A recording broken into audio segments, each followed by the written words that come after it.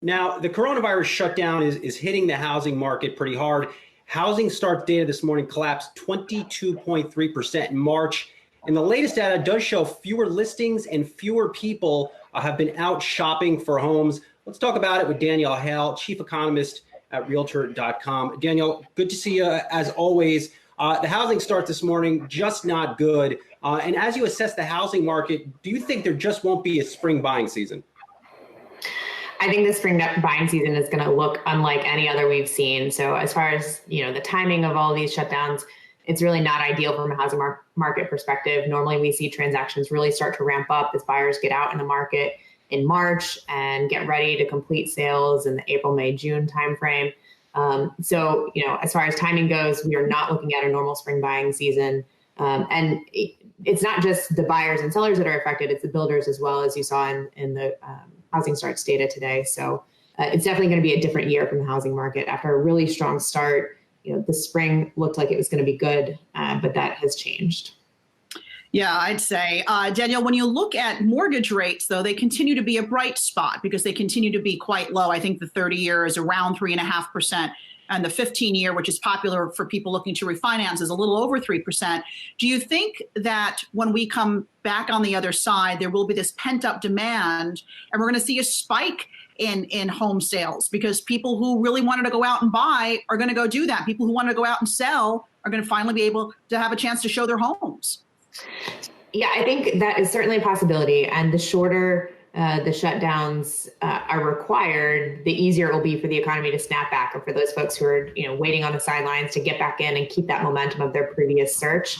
The longer things are shut down, the more broad the economic damage from job losses and loss of confidence on the consumer side and the business side, the harder it's going to be to restart. When you look at the demographics, there are certainly some positive fundamentals there. Lots of young people getting into the age where they typically form a household and get out into the housing market. So there are a lot of positives as long as we can, keep the economy roughly on track to bounce back after this. I think the housing market will do well. What's happening though right now on the ground, Danielle? Are homes being sold? Are deals happening? And what is that looking like? And what are the parameters in which they're happening if people have to social distance?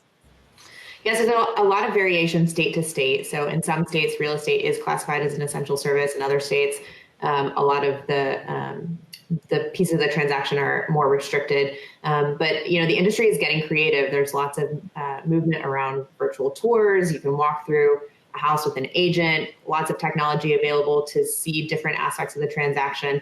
And then, of course, e-signature technology makes possible the closing, even if there is, not an in-person transaction. That said, it's not as easy to complete a home transaction. And a lot of people don't necessarily feel comfortable buying a house sight unseen, though some do, especially on the younger side. But it's certainly made the process more difficult, but transactions are still happening just at a much lower rate than we would normally see. Danielle, JP Morgan got some flack, or has gotten some flack recently. They're requiring 20% down payments on homes and requiring that you have a 700 FICO score. How does that action, and I'm sure other actions like that from the big banks, how will that hinder the housing market recovery? Yeah, so Alexis mentioned low mortgage rates. That's great if you can get them. But lenders are pulling back on the amount of credit that they're comfortable issuing, given the fact that we've seen pretty substantial job losses. Lenders are in a position where they may be on the hook for principal and interest payments to investors in mortgage-backed securities. So they're thinking about their books, making sure that they are able to meet their obligations. And that's really led to a bit of a cash crunch. The Fed has stepped in to make lending facilities available that should help open up credit. But obviously, it's going to take some time to adjust to this period and for banks to get comfortable lending again. So that is going to create a hurdle, especially for buyers who are looking to finance. Now, Danielle, we know that some lenders are trying to help their customers. There have been some moratoriums on mortgage payments. But are you seeing early signs of a spike in foreclosures? Is that happening? Do you expect there to be a big wave of that? I mean, certainly during the 2008 and 9 downturn, which was really precipitated by the housing market, foreclosures were, going through the roof. What do you expect to see in terms of that this time around? So we don't expect to see that this time around. In part, the government has stepped in and required lenders to work with borrowers to get them onto payment plans and other sorts of mortgage forbearance. So that should avoid the onslaught that we saw in the 2008-2009 timeframe. That said, the longer that we are in this period where millions of folks are out of work, the harder it is going to be for borrowers to stay solvent and to continue to make those payments.